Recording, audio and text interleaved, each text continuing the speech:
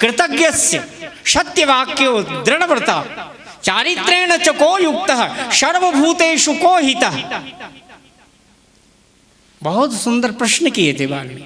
विभ्यता जाति रोषास संयुगे, जिनके क्रोधित हो जाने पर, एक चौपाई में गोस्वामी जी ने सब वर्णन कर दिया। सकल सुरासुर देवता और दैत्य भी मिलकर, सकल सुरासुर करहि जुहारा राम सकन जीत निहारा। अगर युद्ध के लिए भी तीनों लोक के देवी देवता दैत्य मनुष्य एक साथ मिलकर अगर राम से युद्ध करें तो राम जी को कोई परास्त नहीं कर सकता। राम जी की वीरता देखो, धीरता देखो। तो ज्यादा क्या, भगवान श्री राम जी की कोमलता, जनक सुता जग जननी जानकी, अतिशय प्रिय करुणा निधान की। ताके जुगपद कमल मनावो, जा सुकृपा निर्मल मति पावो। इनकी कृपा से हम निर्मल मति प्राप्त करें। माता जानकी जी की बड़ी सुंदर वंदना गोस्वामी जी ने कहा। अतिशय प्रिय करुणा। देखो भाई, आप जब दूसरे का नाम रखते हो, किसी बालक का या संत रखते हैं, तो जो उनको सबसे प्रिय लगता है ना, जो उनका हृदय रोम रोम से आच्छादित हो जाता है, वह नाम उसको प्रदान करते। तो राम जी का नाम करुणा सागर तो सीता जी ने रखा। हमारे सीता जी ने गुप्त नाम रखा बुलाने के लिए। माताएं आज भी अपने पतिदेव को बुलाती हैं तो कोई सीधा नाम थोड़ो लेती, जो उनको ज़्यादा प्रिय होता है वो कहकर बुलाती। तो सीता जी ने राम जी का नाम करुणा सागर रखा।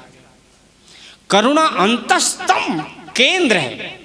करुणा तो वह आत्मा का पवित्रतम शुद्ध भाव है जो पुष्प खिलता है, चाहे उसकी कोई सुगंध ले या ना ले, वो तो खिलता है। करुणा, इसलिए भगवान शिव को भी करुणा अवतार, राम जी को करुणा अवतार कहा।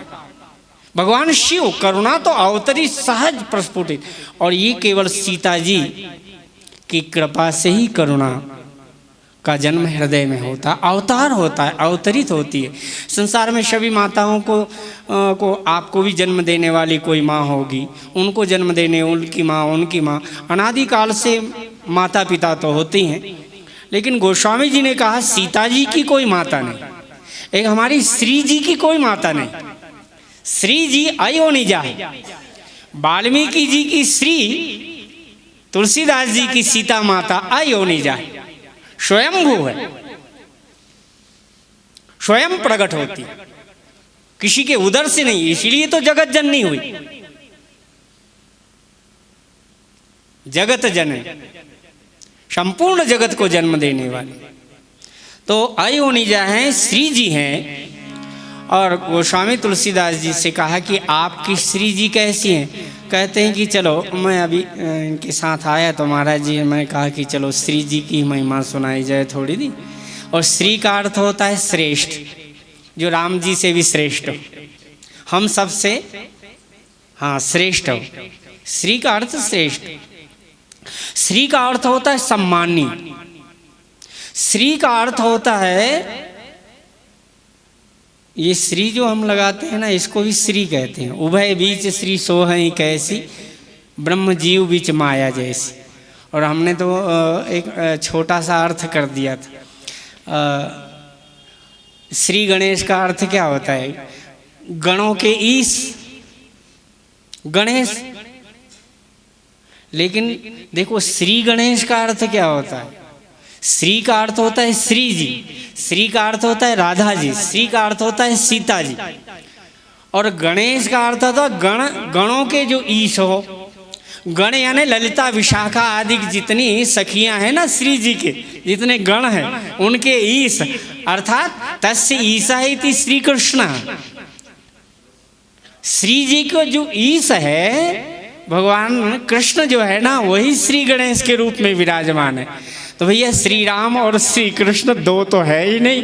अपने श्री का अर्थ होता है श्री जी, हमारे श्री जी की कृपा से। और हमारे गुरु जी ने तो एक बहुत अच्छी हमें कथा सुनाई थी, हम आपको गुरु मुख से जो सुने हैं वही सुना था। राम जी 14 वर्ष के बाद आए और सीता जी आई ना तो उनके नख उतारे गए। नाखून उतारेंगे धीरे से ऐसे काटो ना प्रेम से, तो ऐसे आप पकड़ कर देखो ना ऐसा लगेगा ये दूज के चंद्रमा की तरह उसकी। बाकी चंद्रमा ऐसा सुंदर लगे ऐसी बात नहीं।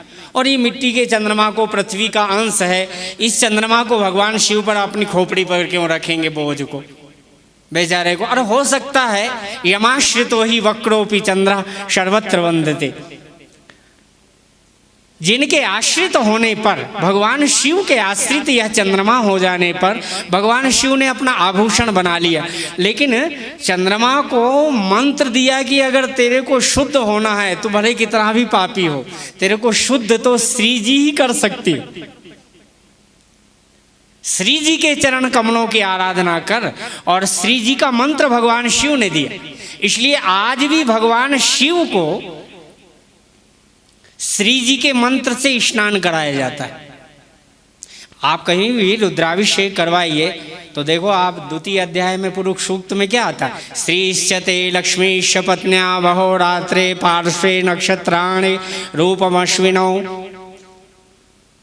उसमें श्रीश्चते, देखिए लक्ष्मी अलग है, श्रीश्चते लक्ष्मीश्च पत्न्या, श्री जी अलग है, लक्ष्मी अलग है। च वेद भगवान वर्णन करते हैं, श्रीश्चते लक्ष्मीश्च पत्न्या। वैसे तो और भगवान की कितनी 16,000 महाराज जी वर्णन कर ही देंगे आप, हम तो एक की ही गुणानुवाद गाएंगे श्री जी का भाई, और का तो हमें आता नहीं तो हमको श्री जी का गुणानुवाद गाने में बड़ा अच्छा लगता है।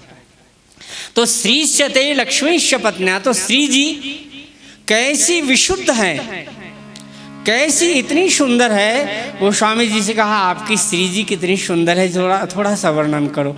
गोस्वामी जी ने कहा श्री तो कितनी सुंदर है, उनकी उपमा दी जाए। तो कहे चलो थोड़ा सा उपमा देता हूँ। शिववर्ण ही जेहि उपमा देई, शिववर्ण ही जेहि उपमा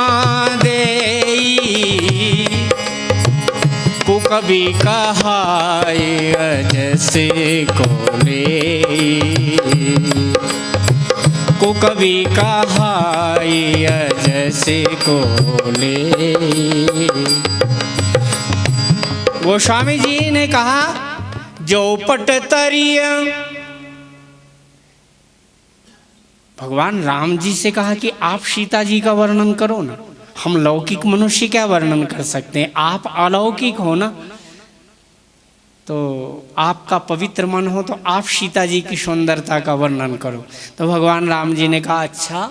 चंद्रमा उदित होकर के जब पूर्व दिशा में देखा, उन्होंने कहा ओह बहुत सुंदर चंद्रमा दिखाई दे रहा है। जैसे 16 कला से उदित चंद्रमा को देखते हुए तो गा नहीं लेते आप लोग, सुन बरसाने वारी गुलाम तेरो बनवारी। हाँ, चंद्र से आनंद पर बड़ी बड़ी अखियां, और बड़ी बड़ी अखियन में झीनो झीनो कजरा, और लट लट के घुंघरारी गुलाम तेरो। भगवान कन्हैया को गुलाम ही बनाते रखते हो, अरे कभी स्वतंत्र भी बनाया करो। देख तो लो ब्रजवासियों को, श्री जी के लाडले भैया, आप तो सब श्री जी में निवास करने वाले, आप तो लाडले भरत उनके अंश ही हो साक्षात, श्री जी ने ही। आप तो ब्रज 84 कोष में इतने अनुरागी, हम तो श्री जी के उपासक हैं, आप तो श्री जी के ही पुत्र विराजमान हो, ब्रजवासी लोग। आपकी बराबरी तो हम कर नहीं सकते, लेकिन हम तो श्री जी की उपासना थोड़ी बहुत क्या करेंगे। श्री जी की उपासना, राम जी से कहा आप सीता जी की सुंदरता का वर्णन करो। शिववर्ण ही जेहि उपमा देई, कवि कहाय जैसे कोले। कौन को कवि कहाएगा? श्री जी की उपमा। जो पटतरी तीय समसिया जग असी युवती कहाँ कमनीय, इतनी कमनीय, इतनी लालित्यता से युक्त जगत में ऐसी युवती है ही नहीं। जग असी युवती कहाँ कमनीय। तो कहते हैं नहीं, फिर भी तो कुछ कहो। तो भगवान श्री राम जी ने जब देखा, ओहो वह देही मुख पट तर दीने, हो ही दोष बड़ अनुचित कीने। अगर मैं ये चंद्रमा से अगर सीता जी की उपमा दे दूंगा मुखार बिंद की, हे चंद्रमा मैं कितना बड़ा पाप कर लूंगा, मेरी श्री जी की सौंदर्य का उपमा मैं कभी तेरे से दे नहीं सकता। हो ही दोष, और छोटी बात नहीं कि हो ही दोष बड़ अनुचित कीने, बहुत अनुचित हो जाएगा अगर मैं अपनी श्री जी के मुखारबंद की उपमा यदि तेरे से दे दूंगा। क्यों? उसमें तेरे में 14 अवगुण है। घटई बड़ई विरहिनी दुखदाई, ग्रसई राहु निज संधि पाई, कोक शोक प्रद पंकज द्रोही, अवगुण बहुत चंद्रमा तोही। अरे चंद्रमा तू तो घटने बढ़ने वाला, घटई बढ़ई और विरहीन दुखदाई, विरहियों को बड़ा दुख देने वाला, और ग्रसई राहु निज संधि पाई, और राहु भी ग्रसन पूर्ण चंद्रमा हो जाए तो ग्रहण भी लग जाता है। ग्रसई राहु निज संधि पाई, और कोक शोक प्रद पंकज द्रोही, अवगुण बहुत चंद्रमा तो ही। हे चंद्रमा तेरे में बहुत अवगुण है, और एक अवगुण नहीं, अवगुण बहुत चंद्रमा तो ही। और भगवान श्री राम जी कहने लग गए चंद्रमा तेरे से क्यों? इसलिए भैया एक बात ध्यान रखना, ये ब्रजवासियों की श्री जी जो है ना राधा जी की उपमा, असली तो वैष्णव लोग ही जानते हैं कि जो ब्रजवासियों की श्री जी है, हमारी श्री जी, हमारी श्री जी, हमारी राधे। एक बार जय जोर से जयकारा बुलाओ थोड़ा, जय जय श्री राधे। हमारी श्री जी की उपमा, हम तो श्री तो एक ही मानते हैं ना, तो सीता जी और श्री जी कोई दो तो है नहीं। भगवान राम जी ने कहा जन्म सिंधु पुनि बंधु विष, देखो जिसका जन्म होता है उसकी मृत्यु भी होती है। जातस्य ही ध्रुवोर मृत्यु ध्रुवम जन्म मृतस्य च। जन्म सिंधु आज नहीं कल मरेगा। कबीरदास जी ने भी कहा था चंदा भी मरी है, सूरज भी मरी है धरणी आकाश, एक निरंजन रहत या जग में दूजा तत्व न कोई। तो इसलिए संत ने गाया है तो सही बात होगी, क्या करना है। इसलिए जन्म, जिसका जन्म है उसकी मृत्यु भी निश्चित। और सीता जी का जन्म नहीं है, श्री जी का मृत्यु की बात ही संकल्प नहीं। जन्म सिंधु पुनि बंधु विष, इसका भाई भी विष है। जन्म सिंधु पुनि बंधु विष, और दीन, दीन किसको कहते हैं? कामिनी के दीनता दिखाई, गुरु पत्नी का हरण करके ले गया चंद्रमा ने, इसलिए कलंक लग गया इसको बेचारों को। जन्म सिंधु पुनि बंधु विष, और दीन मलिन सकलंक, शिवमुख समता पाव किमी चंद्रमा पुरो रंक। ये दरिद्र हमारी श्री जी के मुखारविंद से मैं उपमा दे दूं, क्या बात कही भगवान। ऐसा तो मेरे को लगता है किसी शास्त्र में नहीं जल्दी लिख वो गोस्वामी। अब पढ़ा तो नहीं हमने, और शास्त्र तो केवल रामायण ही पढ़ी है भैया, ठीक है कि नहीं बात से।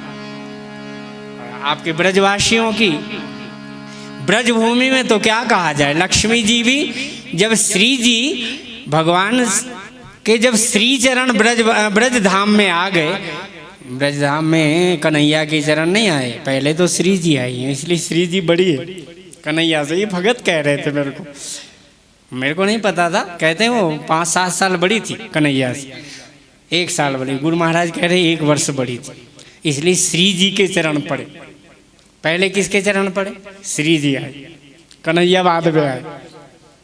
तो भैया हमारे श्री जी के चरण पड़ गए, इसलिए इसको तब वेद व्यास जी ने लिखा जयति तेधिकम जन्मना ब्रजः श्रयत इंदिरा शश्वदत्र ही न खलु गोपिका नंदनो भवान अखिल देहिनाम अंतरात्मधृक। सगुण उपासना करने वाले क्या मूर्ख होते? अरे देखो इतने व्यापक दृष्टि हो जाती है। गोपिकाओं ने कहा श्रयत इंद्रिया जयति तेधिकम, धन्य हो। आज बद्री नारायण भी साक्षात बड़े प्रेम से आकर के, महाराज जी तो आपको सुनाएंगे, विशेष इन्हीं के ऊपर छोड़ देते हैं। हमारे रामचरितमानस में आ जाओ, हमारी श्री जी की महिमा गोस्वामी जी ने कैसे लिखी। भगवान ने कहा ये जन्म सिंधु पुण्य बंधु विष दीन मलिन शकल अंक श्रीमुख समता पाव किमी चंद्र बापुरो रंग। गोस्वामी जी से कहा कि आप भी थोड़ी सीता जी की उपमा दे दो ना। गोस्वामी, मेरा फोन कहाँ गया? थोड़ा देखता रहूं, मेरे को समय का ज्ञान नहीं रह जाता, क्योंकि काल धर्म नहीं व्यापहिता है। विशुद्ध चरित्र में आज मन नहीं लगा। ओ कहाँ हमारा बैग था ना, तो थोड़ा देख लेते हैं। मेरे को 8 बजे बंद भी करना। हाँ अभी 10 मिनट में कर दे। आज भगवान राम जी से कहा कि एक काम करो, कि गोस्वामी जी से कहा आप ही लिख रहे हो, राम जी के मन की बात लिख दी, तो आप ऐसा करो सीता जी की उपमा अलौकिक जगत की देवियों से दे दो, वो हो सकती है क्या सीता जी के समान? गोस्वामी जी ने कहा ना, मैं ऐसा नहीं कर सकता। कहे नहीं दे दो ना। तो कहे सरस्वती बड़ी सुंदर है, ब्रह्मचारिणी भी है, शुक्लाम ब्रह्म विचार सार परमाम आद्याम जगत व्यापिणी, वो बाद में सुनाएंगे आपको। कहे सरस्वती से दे दो तो बहुत सुंदर है। कहे नहीं, गिरा मुखर तन अरध भवानी रति अति दुखित अतनु पति जानी। कहते हैं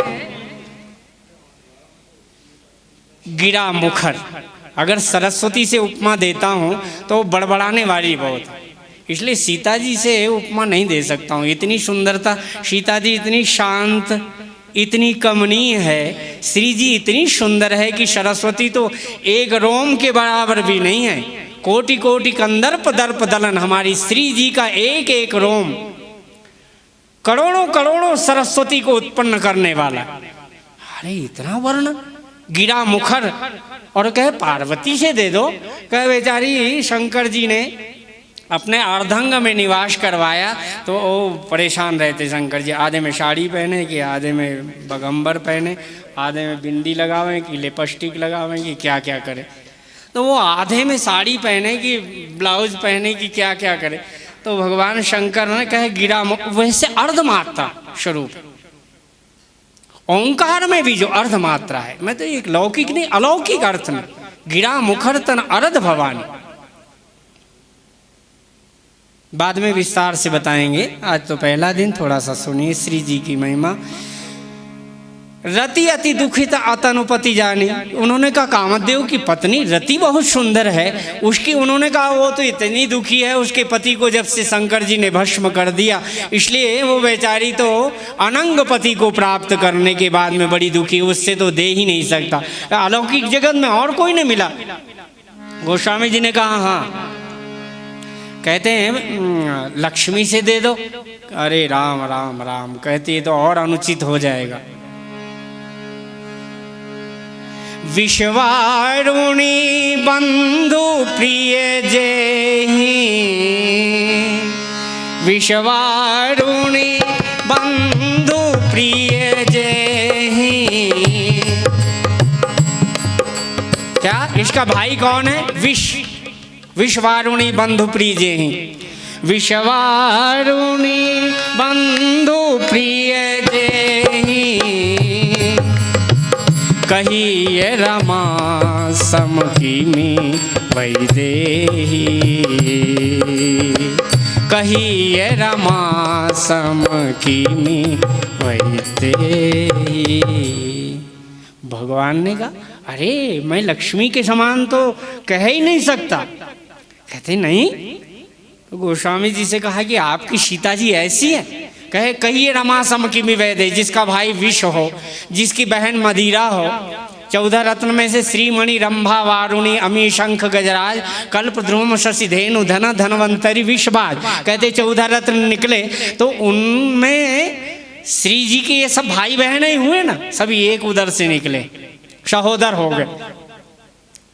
तो कहते हैं कि ना ना विश्वारुणी बंधु प्रीजे कहिए रमा सम किमि वैदे। गोस्वामी जी से कहा कि आपको सीता जी की सुंदरता का पता है तो बताओ। कहते हैं हाँ एक तो हो सकता है। भैया देखो महाराज जी बड़ी सुंदर आपको कथा सुनाएंगे व्यासपीठ पर बैठ। इन्होंने समुद्र मंथन की कथा सुनाना है आप। गोस्वामी जी से कहा कि देखो भाई आपने समुद्र मंथन की कथा सुनी है? महाराज जी तो बहुत सुंदर कथा बताते हैं कि समुद्र मंथन के समय देवी दैत्य और देवता सब मिल करके जब हार होती थी, देवता लोग मारे जाते थे। पहले अमृत पिया नहीं था, भगवान ने कहा ऐसा करो तुम समुद्र का मंथन करो और अमृतत्व जब निकलेगा, अमृत